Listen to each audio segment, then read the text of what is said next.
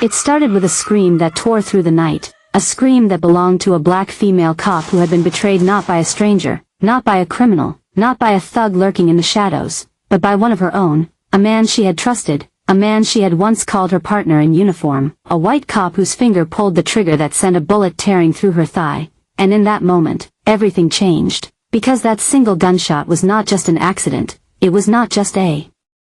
lapse of judgment, it was the spark that ignited the fire of revenge that would later consume his entire house in flames. And the story you're about to hear is darker, stranger, and more gripping than anything you've heard before, so listen carefully and don't look away because every detail matters. And if you think you know how this ends, you don't, because the truth is far more chilling. So stay with me and watch until the very last second, because this story will keep you glued to your seat. And I promise the twist will make you question everything you thought you knew about loyalty, justice, and payback. And right now, before the fire, before the smoke, before the ruin, there was only the echo of that gunshot and a woman bleeding out on the ground wondering why someone she trusted had just turned into her executioner. But this is only the beginning, and if you blink, you'll miss the clues that lead to her revenge. Her name was Officer Tiana Brooks, a black woman in her mid-30s, strong, sharp, respected by her peers, but also constantly tested in a police department where being a woman and being black meant you had to work twice as hard to get half the respect. And for years she swallowed her pride, proved herself in the field, carried the weight of her badge with dignity, and built a reputation as the cop who never backed down. But that night, under the pale glow of the streetlights, all of that was shattered when her so-called partner, Officer Daniel Hayes, a white cop with a crooked smile and a reputation for bending the rules, raised his gun during a heated confrontation and without warning pulled the trigger, the sound splitting the night like thunder as the bullet lodged itself deep into her thigh, dropping her to the asphalt. And as the hot pain shot through her body, her mind screamed one question louder than the sirens wailing in the distance: why?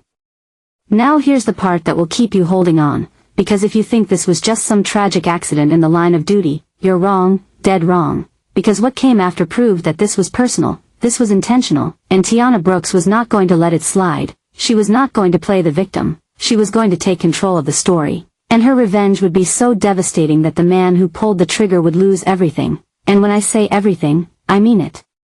So don't move, don't look away, because what happens in the next few minutes will send chills down your spine and make you question how far someone can go when pushed to the edge. And right here is where I ask you, if you're still with me, to tap that like button, share this story, and subscribe, because the deeper we go, the darker it gets, and trust me, you'll want to hear how this ends.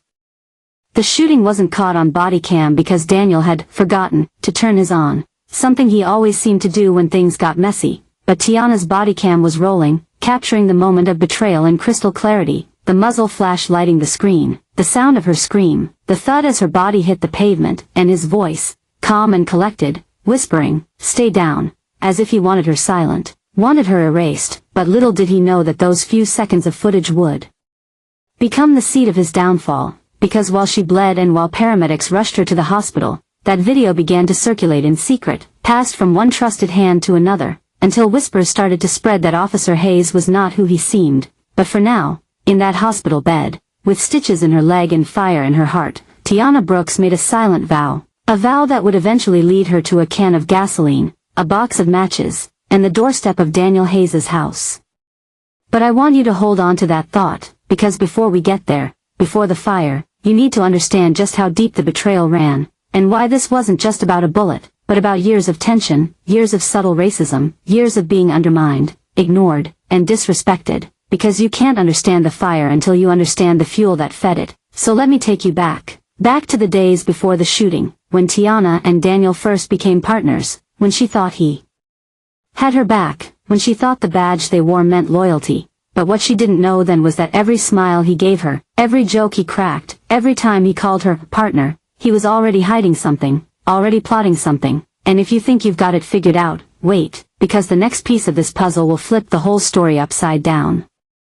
When Tiana first met Daniel Hayes, she wanted to believe he was different from the others, wanted to believe that maybe, just maybe, she had finally been partnered with someone she could trust, someone who didn't see her as just another box checked on a diversity quota sheet. And in the beginning, he played the role well, smiling at her, cracking jokes, even buying her coffee on their morning shifts, calling her partner, with that easy charm that fooled everyone. But behind the grin was a man.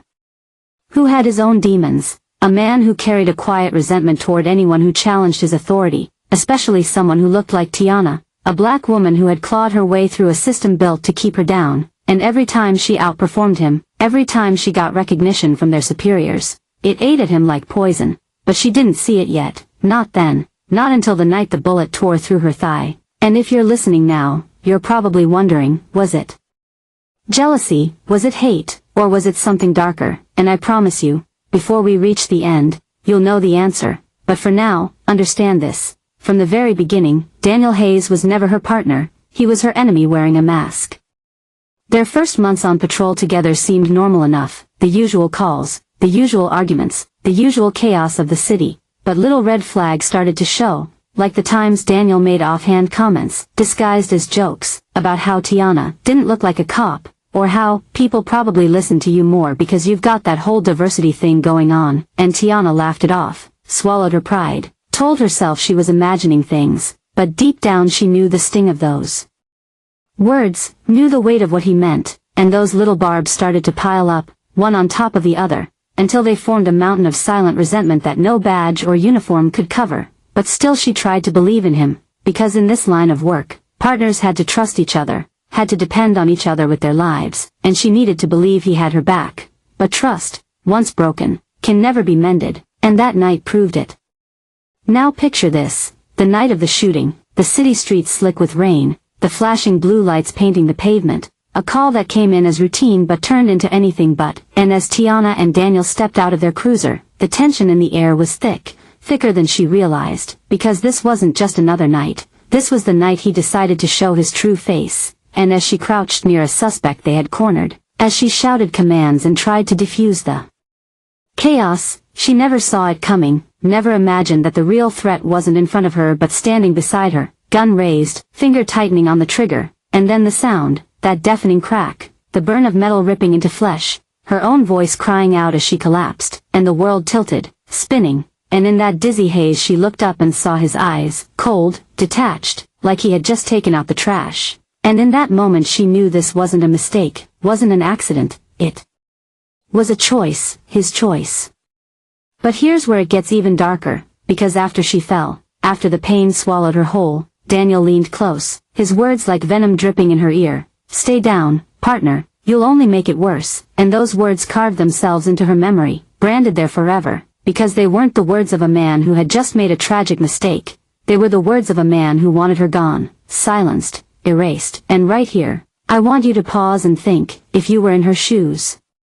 If your own partner had just shot you and whispered those words, what would you do? Because for Tiana, the answer was clear. She wasn't going to let him win, she wasn't going to stay silent, and if you think this story is already intense, wait until you see what she does next, because this is where revenge starts to take root, and you don't want to miss a second of it, so make sure you're still here, make sure you're subscribed, because it's only getting darker from here.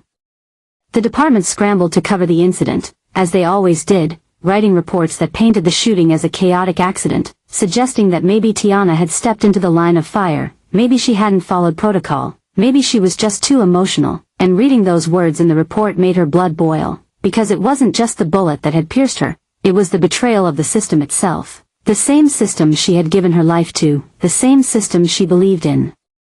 turning against her to protect one of their own. And as she lay in that hospital bed, leg wrapped in bandages, staring at the ceiling, she made a silent vow, not just to clear her name, but to destroy the man who had tried to destroy her, because if the system wasn't going to deliver justice, then she would.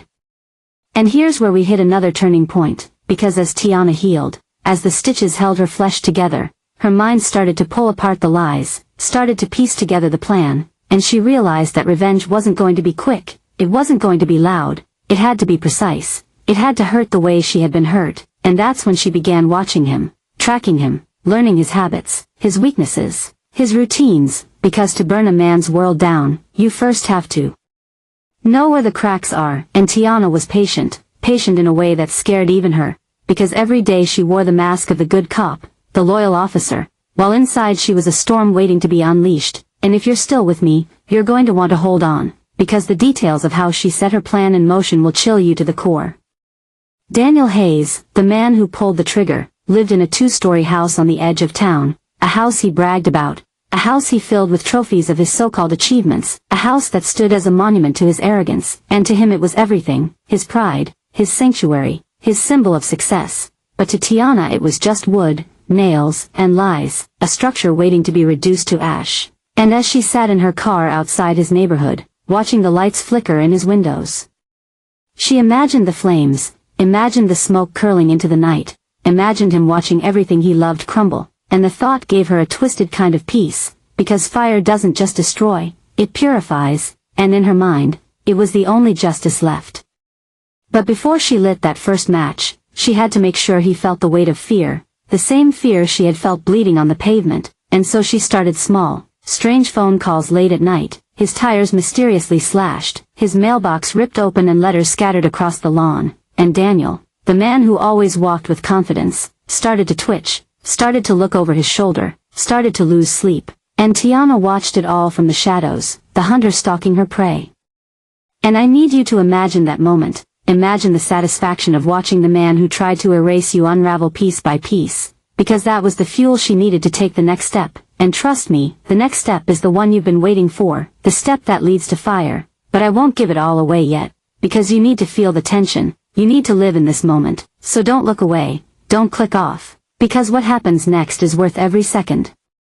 Daniel Hayes didn't know it yet, but every breath he took in that house, every step across those polished floors, every time he sat back in his recliner sipping whiskey, he was living in borrowed time, because Tiana Brooks was closing in. Her patience sharpened into a blade, her silence burning hotter than the fire she was planning, and though he thought he had gotten away with shooting her, though he thought the system would protect him forever, he forgot the one truth that always comes back around: you can hide from the law, but you can't hide from vengeance, and she was about to teach him a lesson in loss he'd never forget, a lesson written in smoke and ash. And if you think you're ready for what she did next, stay with me, because this is where the story ignites. The night she chose was no accident, a Friday, the end of his workweek, when Daniel always came home late from the bar, stumbling through the door around midnight, careless, loud, reeking of liquor, and falling onto his couch, and she waited, parked in the shadows 2 streets away, her heart pounding, the can of gasoline sitting heavy in the back seat, a box of matches trembling in her hand, and as the hours ticked by, she thought about that night he shot her, thought about the smirk on his face, the whisper in her ear, the way the department had turned their backs on her, and every thought fed the fire inside her, until finally she saw the lights go out in his house, the silhouette of his body moving past the window, and she knew the time had come. She crept through the night like a shadow, her breath slow, steady, the can of gasoline sloshing in her grip, and when she reached his house, she didn't hesitate, didn't second guess, because this wasn't about rage anymore, it was about balance, about giving back what had been taken, and so she poured a steady stream across his porch, down the steps, around the edges of the house, tracing the outline of his precious fortress with liquid fire, and when the fumes filled her nose, sharp and bitter, she felt something inside her settle, something that had been restless since the moment the bullet pierced her thigh, and then came the final step, the match between her fingers, a flick, a spark, a tiny flame that seemed to carry all her pain, all her betrayal, all her rage, and when she dropped it, the world exploded in orange. The fire spread fast, climbing the wood, licking the walls, devouring the home he had bragged about for years, and as smoke poured into the night sky, Daniel stumbled out of bed, coughing, confused, his voice carrying through the chaos, but when he saw her standing there in the glow of the fire, her face calm, her eyes locked on his, he froze, and in that frozen second he finally understood that the woman he had tried to erase had come back, not broken, not defeated, but stronger, sharper, and carrying the flames of justice in her hands, and though he screamed, though he begged, she didn't flinch, didn't move, just stood there as the fire roared behind him, consuming everything he owned, every picture, every trophy, every memory, and in that moment, he wasn't the powerful officer anymore, he was just a man watching his world burn. But here's the twist you didn't see coming, because while she wanted him to suffer, while she wanted him to lose everything, she didn't want his death on her conscience, and so when he stumbled out onto the lawn, choking on smoke, his skin streaked with ash, she turned her back, walked away, leaving him to face the ruins, because death would have been mercy, but watching his entire life crumble, watching the flames take everything he loved, that was punishment, that was the justice the system refused to give her, and she wanted him to live with that, to wake up every day and remember the moment he lost it all, because that was worse than death. Now you're probably wondering, what happened next? What happened after the flames died down and the sirens filled the night? And here's where the story gets even heavier, because when investigators swarmed the scene, when reporters gathered on the street, when neighbors whispered about the blaze that turned the Hayes home into a skeleton of charred wood, Daniel tried to spin it, tried to play the victim, claimed he didn't know who had done it, claimed maybe it was some gang, maybe it was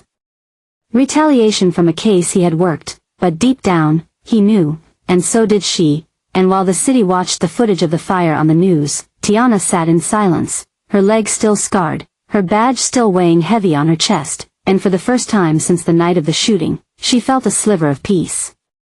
But peace doesn't last forever, and the cliffhanger here is this: someone had seen her that night, someone had watched her move through the shadows, someone who would later come forward, and when that happened, the story didn't end, it twisted, turned, and became something even more explosive. Because suddenly it wasn't just about a cop who shot his partner, or a woman who burned down his house. It became about the thin line between justice and revenge, and whether crossing it makes you know better than the one who wronged you, and that's the question you'll carry long after this story ends. But don't look away yet, because we're not done. There's still more to uncover, more that will make you question everything. So if you're still with me, hit that like button, share this with someone who needs to hear it, and subscribe, because the final pieces are about to fall into place. The department couldn't ignore the whispers forever, couldn't ignore the fact that one of their own had lost everything in a suspicious fire, and though Daniel tried to keep her name out of his mouth, tried to pretend he didn't suspect her, the truth was eating him alive, and in the end, he cracked, confessing in hushed tones to a friend that he believed Tiana had done it, that she had come back to finish what he started. But what he didn't realize was that by saying her name, by drawing attention to her, he had just opened a door that would expose everything he had tried to hide, including the body cam footage she had kept safe, the footage of him pulling the trigger, the footage of her falling to the ground, the footage that proved he was no victim but the villain of the story. When that footage finally surfaced, when it hit the news, the city exploded, protests filled the streets, chants for justice shook the air, and suddenly the narrative flipped. Suddenly Daniel Hayes wasn't a cop who lost his home, he was a criminal who had tried to erase his partner, and while his house smoldered in ashes, his career smoldered too, reduced to nothing, stripped of his badge, dragged into court, and forced to face the same justice system he once thought he controlled. And as Tiana watched him on the stand, fumbling, sweating, lying, she didn't need to say a word, because the flames had already spoken for her, the fire had already carved the truth into the world, and he would never escape it. But here's where I leave you with the final cliffhanger, because though Daniel Hayes was ruined, though his home was gone, though his badge was stripped, though his lies were exposed, the fire that burned his house was never officially tied to Tiana Brooks, never proven, never named, and so the question remains, did she get away with it, or did she simply outsmart them all? And maybe, just maybe, the real lesson here isn't about who lit the match, but about what happens when justice fails, when betrayal cuts deeper than any bullet, and when the only way to reclaim power is to watch the world burn. And if you've stayed with me until now, you know this story isn't just about fire, it's about survival, about strength, about the cost of revenge. And I'll ask you one last time, don't let this be the end. Hit that like button, subscribe, and share this story, because the next one might be even darker, even stranger, and trust me, you won't want to miss it.